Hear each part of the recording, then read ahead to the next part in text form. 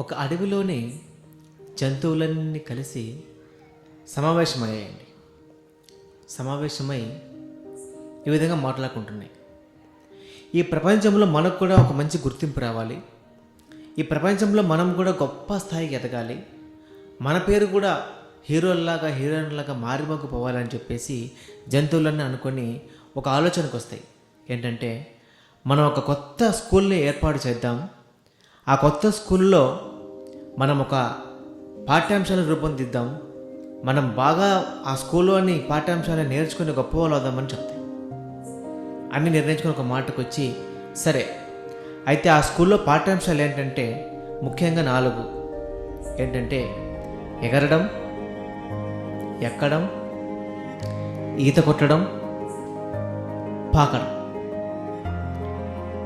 ఈ 4 పాఠ్యాంశాలు నేర్చుకున్న వాళ్ళే ఈ తరగతిలో పాస్ అవుతారని చెప్పి చెప్తాయి.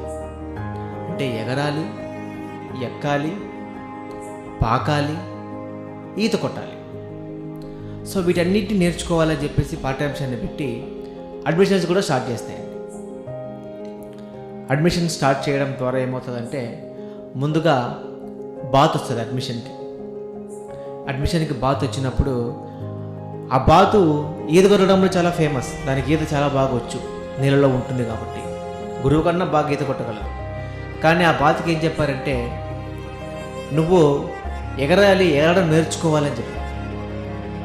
దానికి ఏం అర్థం కాదు. అరే నాకు ఈత కొట్టడం వచ్చు కదా అంటే, లేదు ఎగరడం నేర్చుకోవాలి, ఎక్కడం నేర్చుకోవాలి, నువ్వు పాకడం నేర్చుకోవాలి, ఇది నేర్చుకున్నప్పుడు నువ్వు పాస్ అవుతావని చెప్తారు. అది పైకి కిందకి చూసి బయట వెళ్ళి కూర్చుంటుంది. తర్వాత కుందేలు తీసుకొస్తుంది. కుందేలు రాగానే కుందేలుకి చెప్తారు, నువ్వు బాగా పరిగెత్తగలవు, అయితే నువ్వు స్విమ్మింగ్ నేర్చుకోవాలి, నువ్వు పాకడం నేర్చుకోవాలి అని దానికి చెప్తారు. అది బిత్తరపై చూస్తుంది, నేను స్విమ్మింగ్ నేర్చుకోవడం ఏంటి, నేను పాకడం నేర్చుకోవడం ఏంటి, ఏం దానికి అర్థం కాదు. సో అది కూడా చూసి దాని పైన కూర్చోబెడతారు బయట. తర్వాత ఉడత వస్తుంది. ఆ ఉడత బాగా ఎక్కగలదు. దాన్ని నువ్వు ఆకాశంలో ఎగరాలి, నువ్వు ఈత కొట్టడం నేర్చుకోవాలి, ఈ పనులను నువ్వు నేర్చుకుంటే నువ్వు పాస్ అయినట్టు అని చెప్తారు. దానికి ఏం అర్థం కాదు, అది పక్కన కూర్చుంది. ఈలోపు ఈల్ అనే ఒక చిన్న జంతువు వస్తుందండి. ఆ ఈల్ అనే జంతువు అది కొద్దిగా స్విమ్మింగ్ చేయగలదు, కొద్దిగా ఎగరగలదు, కొద్దిగా పాకగలదు, కొద్దిగా ఎక్కగలదు. ఇది మాత్రమే అన్ని సబ్జెక్టులో పాస్ అయింది, మిగతావన్నీ ఫెయిల్ అయిపోయాయి. సో చివరికి ఏమవుతుందంటే బయట ఇంకా చాలా జంతువులు నిలబడిపోయి ఉంటాయి అలాగే.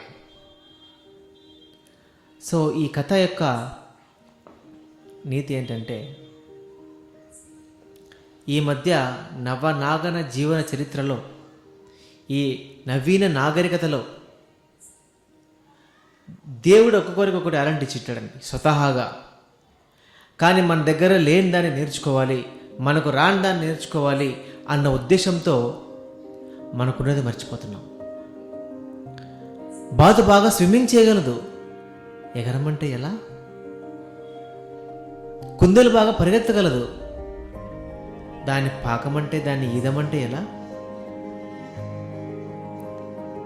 ఉడత బాగా ఎక్కగలదు, దాన్ని పైకి ఎగరమంటే ఎలా? ఇలా చేస్తే ఎవరు కూడా పాస్ అవ్వలేరు.